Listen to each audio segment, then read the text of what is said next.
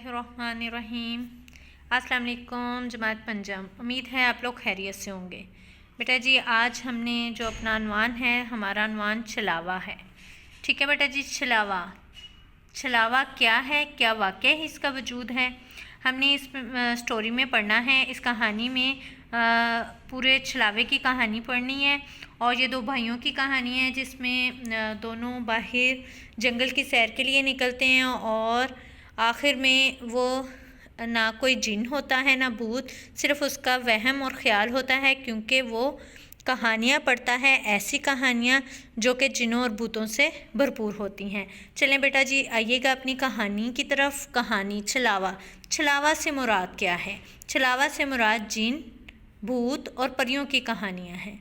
ठीक है, उसी तरह का एक छलावा होता है जो कि जिन भूत से ही ताल्लुक़ रखता है।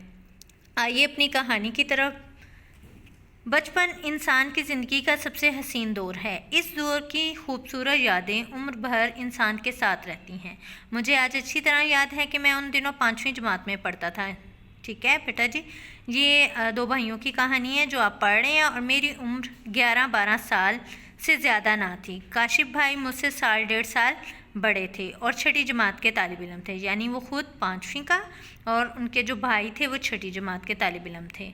उस वक्त कंप्यूटर, इंटरनेट वगैरह तो थे ही नहीं, इसलिए बच्चों को पढ़ाई और खेल के लिए बहुत सारा वक्त मिल जाया करता था। मुझे और काशिफ भाई को उस ज़माने में कहानियाँ पढ़ने में बड़ा लुत्फ़ आता था। लुत्फ़ का मतलब मज़ा आता था। ठीक है, हम अपने जेब खर्च से कहानियों की किताबें ख़रीदते और खूब मज़े ले लेकर पढ़ते। पुरअसरार किस्म की कहानियाँ पढ़ते थे। ठीक है, पुरअसरार से मुराद यानी असे, भूत, तजस्सुस से भरी हुई कहानियाँ। ठीक है, आगे देखिएगा। पुरअसरार कहानियाँ पढ़ते थे और भी मज़ा आता था। लेकिन कुछ दिनों से काशिफ भाई एक और शौक़ में अपने अंदर पाल लिया था और वो ये था साइकिल चलाने का शौक़, बल्कि ये समझ लें ख़ब्त। साइकिल चलाने का ख़ब्त का मतलब होता है जुनून। उनको साइकिल चलाने का जुनून था। अगले सफ़े की तरफ आइएगा। जहाँ मौका मिलता किराए पर साइकिल हासिल करके खूब मश्क करते और मुझे भी उन्होंने इस शौक़ में अपना हिस्सेदार बना लिया। मैं अक्सर उनकी साइकिल को धक्का लगाया करता था। एक दिन मैंने उनसे कहा, क्यों जी, ये क्या बात हुई? धक्के लगाएं हम और आप खूब मज़े करते रहें। हमें भी साइकिल चलाना सिखा दें ताकि हम भी इस पर सवार होकर हवा में उड़ें। ठीक है, कहने लगे, ये कौन सी मुश्किल बात है, आज शाम को ही सही, मगर साइकिल सिखाने के लिए ज़रा खुली जगह चाहिए। ऐसा करते हैं, शाम को मैदान में चलते हैं। हम तो ये सुन कर काफ़ी खुश हुए। शाम को साइकिल किराए पर ली और मैदान को हो लिए, यानी मैदान में क्या किया, चले गए। ठीक है बेटा जी, आगे हो लिए का मतलब रवाना हुए या चल दिए। हम साइकिल की इस तालीम में काफ़ी नालायक ठहरे। अव्वल तो सवार होना ही ना आता था, बड़ी मुश्किल से सवार हुए तो तवाज़न बरकरार ना रख सके और धड़ाम से ज़मीन पर आ रहे। लगता था ये शौक़ हसरत बन जाएगा।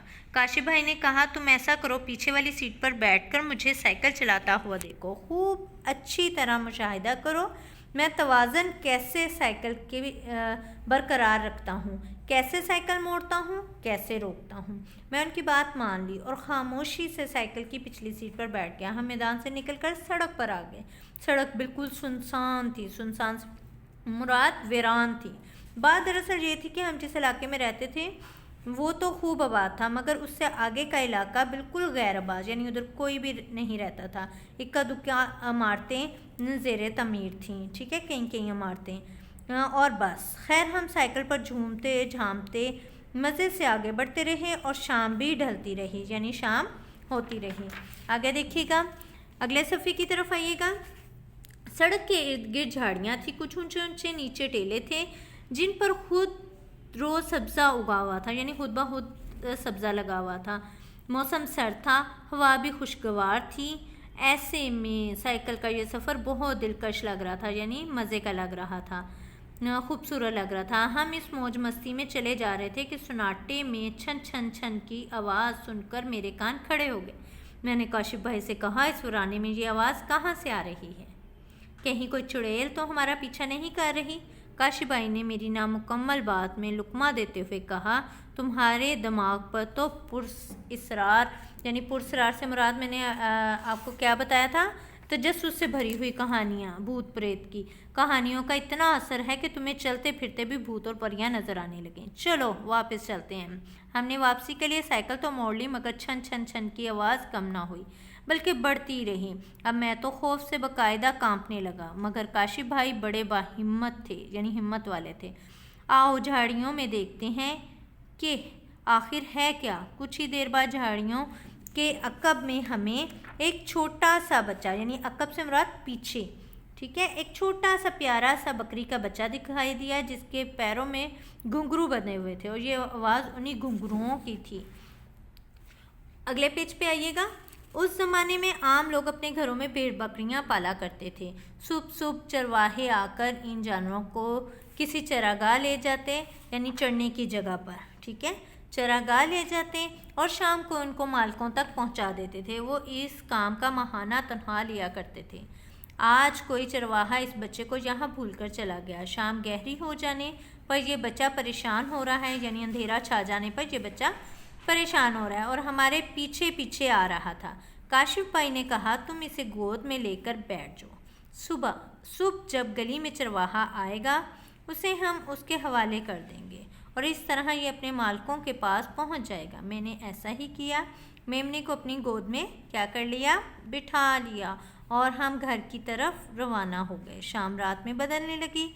हवा की सरसराहट और तारीकी ने माहौल खासा पुरसरार हो गया था, ठीक है, यानी हवा हल्की हल्की और अंधेरा बहुत ज़्यादा हो गया था, जिसकी वजह से जो माहौल था वो बहुत ज़्यादा क्या हो गया था, डरावना ख़तरनाक हो गया था। फ़ज़ा में सिर्फ साइकिल के पहिए चलने की आवाज़ आ रही थी। अगले पेज की तरफ आइएगा। मेमने की आंखें इस अंधेरे में हीरों की तरह चमक रही थी और फिर अचानक इसकी टांगें लंबी होने लगीं, इतनी लंबी कि बाकायदा सड़क पर घिसटने लगीं। मैं खौफ से चीखा तो काशिफ भाई ने साइकिल रोक दी।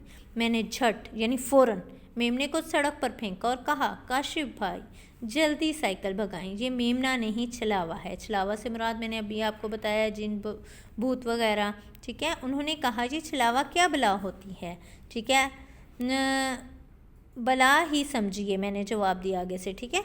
जल्दी साइकिल दौड़ाइए। मेरी हालत देखकर उन्होंने भी साइकिल दौड़ा दी। छलावा हमारे पीछे छन छन दौड़ा आ रहा था। सर्दी के मौसम में भी इस खौफ से पसीने में नहा गया और बाआवाज़ बुलंद आयतुल कुर्सी पढ़ रहा था। शायद यही वजह थी कि कुछ देर बाद छलावा अंधेरे में कहीं गुम हो गया। हमने रोशन सड़क पर आकर ही दम लिया, हवास बहाल हुए, ठीक है, थोड़ा सा होश आया हमें। तो काशिफ भाई ने मुझे मुखातिब करते हुए कहा, यानी मुझे बुलाते हुए कहा, ये तुम्हारी पतलून। मैंने देखा तो मेरी पतलून घुटनों से भी नीचे आ गई और बाकायदा सड़क से रगड़े खाकर बहुत मैली हो चुकी थी। ये देखकर काशिफ भाई का तो हंस हंस कर बुरा हाल हो रहा और मेरी जो कैफियत थी वो ना पूछिए। मेमने को पकड़ने में कहीं बेल्ट ढीली हो गई थी और पतलून सिरकते सिरकते सड़क से रगड़े खाने लगी, यानी नीचे आते आते सड़क, जिसे मैं छलावे की लंबी टांगें समझ बैठा था। जाने दीजिए, बचपन की बातें हैं ना, ठीक है। आपके भी इसी तरह बचपन में कुछ ना कुछ हुआ होगा जो आपको इस तरह का माहौल लगा होगा, ठीक है बेटा जी। आगे आइएगा। आगे हमने अपना किताबी काम करना है। किताबी काम में देखिएगा लफ्ज़ों की बेल। हमारे पास एक बेल है, उसको हमने मुकम्मल करना है। किस तरह मुकम्मल करना है, लफ्ज़ के आखिरी हर्फ से शुरू होने वाले लफ्ज़ बनाकर पत्तों में लिखिए और लफ्ज़ों की बेल मुकम्मल कीजिए। कोशिश कीजिएगा हर लफ्ज़ 3 हरूफ पर मुश्तमिल हो, ठीक है। पहला वर्ड उन्होंने खुद दिया हुआ है अक़ब, दूसरा बाद। अब ते से वर्ड ख़त्म हो रहा है, हमने ते से शुरू करना है और 3 हरफी हरूफ होना चाहिए, तो ते से ताज। हमारा अगला लफ्ज़ जीम पे ख़त्म होगा तो जीम से शुरू करना है जेल। अगला लफ्ज़ लाम पे ख़त्म हुआ है, लाम से शुरू होगा लाल। फिर लाम पे ख़त्म हुआ है लाश। फिर शीन पे ख़त्म हुआ है, हमारा नेक्स्ट जो हमारा पता है उस पे शीन से लफ्ज़ शुरू होगा शाम। तो बेटा जी आप ने जो मामा है ये ख़ुद भी आप मुकम्मल कर सकते हैं। اپنے الفاظ میں۔ آگے آئیے گا، مترادف الفاظ ہیں ہمارے قواعد ہے، دی گئی عبارتوں میں خط کشیدہ الفاظ کے مترادف لکھیے۔ مترادف آپ کو پتہ ہے مترادف کون سے لفظ ہوتے ہیں؟ ہم معنی لفظ۔ اب ان کے ہم معنی لفظ لکھنے ہیں آپ نے۔ تبدیل شدہ عبارت دوبارہ خوش خط کیجیے گا، ٹھیک ہے بیٹا۔ اس کے اوپر انڈر لائن لفظ ہیں، ان کے اوپر آپ نے مترادف الفاظ یعنی ان کے ہم معنی الفاظ تحریر کرنے ہیں۔ پہلی عبارت، عمر کے ساتھ ساتھ انسان کی سمجھ کا مترادف ہوگا فہم، ٹھیک ہے۔ فہم میں بھی اضافہ ہوتا ہے۔ انسان کی یہ صفت کا خوبی اسے دوسروں کی نظر آنکھ میں قابل عزت بناتی ہے، عزت احترام، ٹھیک ہے، قابل احترام بناتی ہے۔ آگے بے کی طرف آئیے گا، شام سے ہی موسم خوشگوار تھا۔ خوشگوار سے مراد بہترین تھا، ٹھیک ہے۔ ہلکی ہلکی بوندا باندی نے موسم اور بھی خوبصورت بنا دیا تھا۔ بوندا باندی سے مراد ہلکی ہلکی بارش، اور بھی خوبصورت بنا دیا تھا یعنی پیارا بنا دیا تھا۔ پانی سے دھل کر ڈیش سبزہ اور پھول سب نکھر گئے تھے۔ سبزہ سے مراد ہریالی، ٹھیک ہے بیٹا جی۔ اپنے اردو بی کے کام کی طرف آئیے گا۔ اردو بی میں آج ہمارا عنوان ہے خطوط۔ خطوط نویسی کیا ہوتے ہیں؟ خطوط نویسی کی دو اقسام ہیں، رسمی خط اور غیر رسمی خط۔ رسمی خط ایسے خطوط جو کسی ادارے اور پیشہ ور افراد کو لکھے جاتے ہیں، اور غیر رسمی خط ایسے خط جو دوستوں، احباب یا رشتہ داروں کو لکھے جاتے ہیں۔ تو بیٹا جی آج جو ہم نے خط پڑھنے ہیں وہ غیر رسمی خط ہے۔ چھوٹے بھائی کے نام خط پڑھائی پر توجہ کے لیے، ٹھیک ہے۔ دن اور تاریخ آپ نے ضرور لگانی ہے۔ سب سے پہلے آپ نے لاہور ڈیٹ، جس بھی تاریخ کو آپ نے کام کرنا ہے وہ تاریخ لگانی ہے۔ السلام علیکم لکھنے کے بعد ختمہ۔ مجھے آج تمہارے ایک دوست کی زبانی معلوم ہوا کہ تم مدرسے سے عموماً غیر حاضر رہتے ہو اور شرارتی لڑکوں کے ساتھ گھومتے پھرتے ہو، اس کے علاوہ تم فضول خرچ بھی ہو گئے ہو، ٹھیک ہے۔ اگلا پیراگراف، مجھے تمہارا یہ حال سن کر بہت افسوس ہوا میرے پیارے ندائیہ نشان، اگر تم نے غیر حاضری کو نہ چھوڑا تو امتحان میں فیل ہو جاؤ گے۔ سالانہ امتحان میں صرف 2 ماہ باقی رہ گئے ہیں، تمہیں خوب دل لگا کر محنت کرنی چاہیے اور باقاعدگی سے اسکول جانا چاہیے تاکہ امتحان میں اچھے نمبر لے سکو۔ امید ہے کہ تم اب ہمیں مایوس نہیں کرو گے۔ والسلام۔ آگے تمہارا بڑا بھائی الف بے جیم۔ تو بیٹا جی یہ آپ نے صفحہ نمبر 16 پر تحریر کرنا ہے۔ آگے آئیے گا صفحہ نمبر 17، تحلیقی لکھائی لکھنی ہے۔ تحلیقی لکھائی ایسی لکھائی جو آپ نے خود لکھنی ہوتی ہے۔ تحلیقی لکھائی کے رہنما اصول میں سے نمبر 3، تحلیقی لکھائی کرتے ہوئے جملے ہمیشہ چھوٹے اور سادے لکھنے چاہیے، ٹھیک ہے بیٹا جی۔ تحلیقی لکھائی آزادی کے دن پر ہے، آپ نے آزادی کے دن پر تحلیقی لکھائی خود تحریر کرنی ہے، یہ آپ کا گھر کا کام ہے۔ اپنا خیال رکھیے گا، اپنا کام توجہ سے کیجیے گا۔ شکریہ، اللہ حافظ۔